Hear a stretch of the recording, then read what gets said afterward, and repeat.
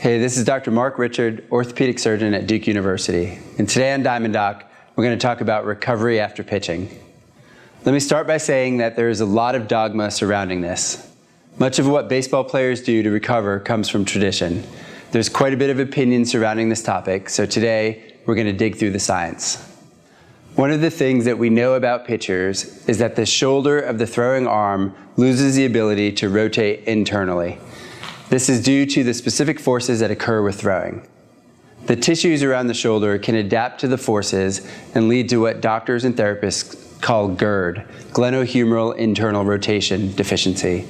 What this means is that throwers tend to have less ability to internally rotate the shoulder of the throwing arm than they do their non-dominant arm. Why is this important?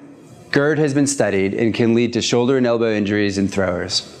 One study showed that as little as a 5-degree difference from side to side can result in a higher rate of injury. Another study found that the risk of elbow injury in adolescent throwers is 4 times higher when a side-to-side difference of more than 15 degrees is present. So is GIRD something that happens over time, chronically worsening over a player's career? Yes and no. We know that it occurs from repetitive use, so certainly there is a cumulative effect of throwing. But several groups have looked at whether or not this occurs acutely after pitching. It turns out that a single outing can temporarily increase a player's GIRD, putting them at risk for injury in the short term with a repeat start. 2 researchers have independently documented that in professional pitchers, GIRD worsens with a single bout of throwing and that the changes can persist for at least 3 days after pitching. Recently, a group of researchers evaluated high school pitchers before and after starts. They originally measured GIRD before each start and tracked how long it took for the shoulder range of motion to return to normal.